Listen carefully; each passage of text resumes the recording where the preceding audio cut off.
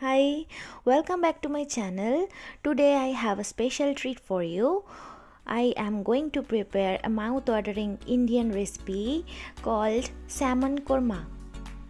To start, take a fresh fillet of salmon and cut it into bite-sized pieces, not bite-sized pieces like normal pieces, and sprinkle some salt over the fish.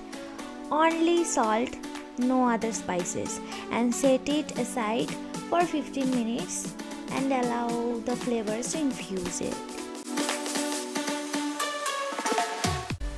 Okay, just check my video, watch my video as a reference.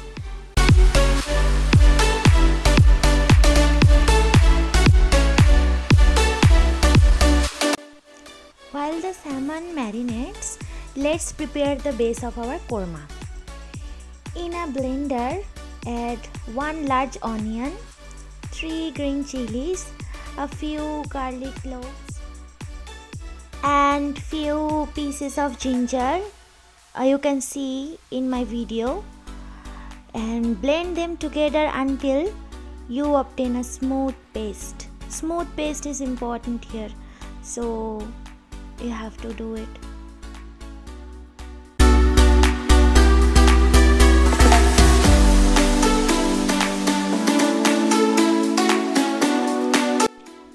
And add some water into it because I saw for blending water is important, so if needed, please add some water. Now it's a time to add a little twist. Sprinkle a little bit of cornflour or cornstarch over the salmon. This will create a delicate crispy coating on the outer part of the fish when we fry it.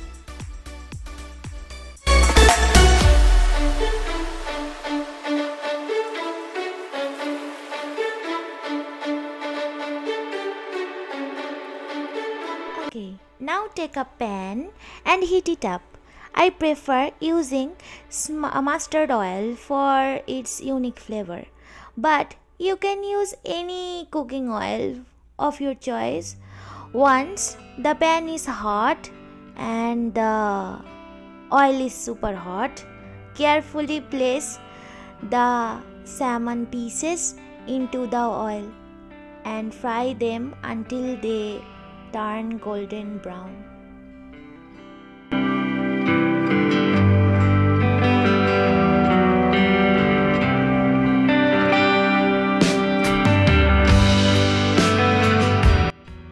After frying the salmon, remove it from the pan and set it aside for a moment. In the same pan, fry a chopped onion until it becomes golden and caramelized. It should be like brown color. This will add a wonderful depth of a flavor of our korma.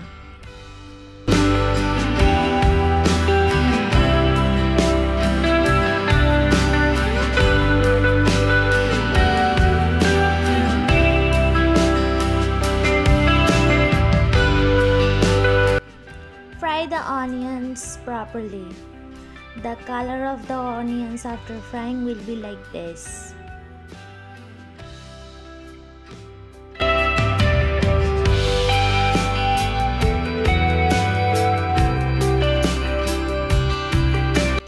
Okay, let's prepare the aromatic base of our korma. So add a few cinnamon sticks, 4 cardamom pods, and 6 cloves to the pan. These spices will infuse their fragrances into the dish.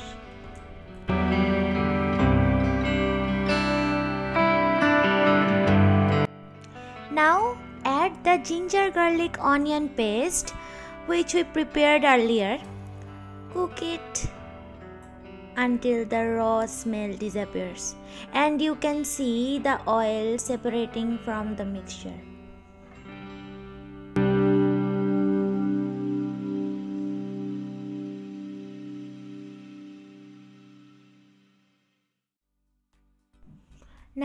While spices cook, let's create a creamy paste. In a blender, combine some cashews, a handful of raisins, and a dollop of curd, like 2 teaspoons of curd, full teaspoons actually, not full teaspoons is more than teaspoon. So you can see in our video. So in my video, sorry. Blend them until you achieve a smooth consistency. Now add a teaspoon of cumin powder, a little Kashmiri red chili powder, and a little normal red chili powder in the cooked onion gravy. You can see the onion paste now cooked, so into that I am mixing and cooking the spices. Also add a little fried onions to it.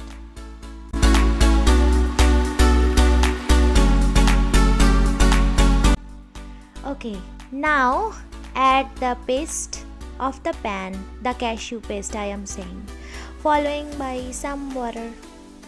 The water will help the spices cook evenly and create a luscious gravy.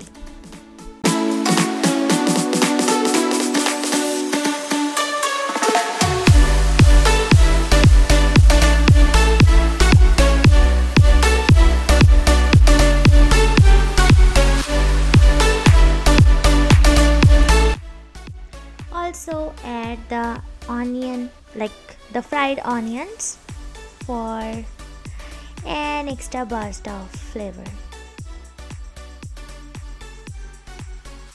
Give it a good stir and you will notice the oil separate on the surface. This indicates that our masala is perfectly cooked and ready for the next step.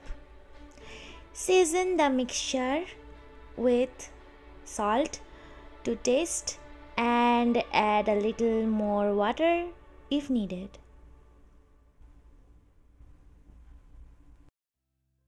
Also add a little sugar if you like, but I didn't put sugar because I used raisins, and raisins are really,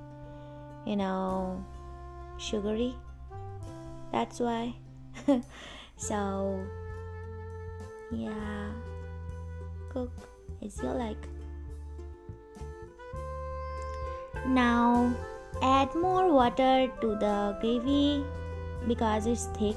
I don't want it as thick, so I am adding more water, and once it's a little cooked, like little, now you can see it's cooked properly. Now we can put our salmons.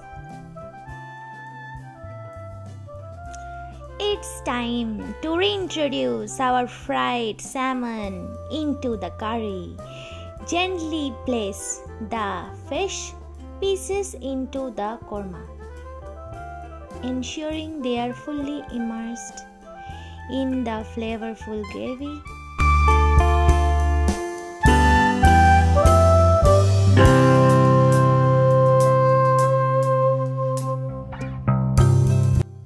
And also don't forget to add the remaining onions, fried onions, on the top of our gravy.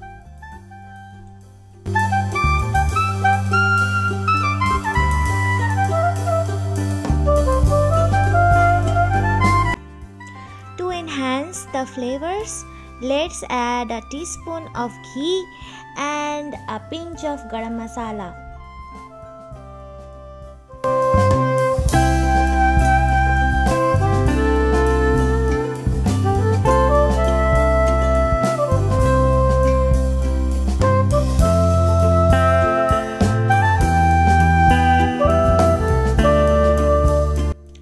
The salmon korma curry is ready, so you can have it with any kind of bread. like naan or tandoori roti and rumali roti or any kind of bread, normal bread or rice. Okay, see you in the next video. So peace.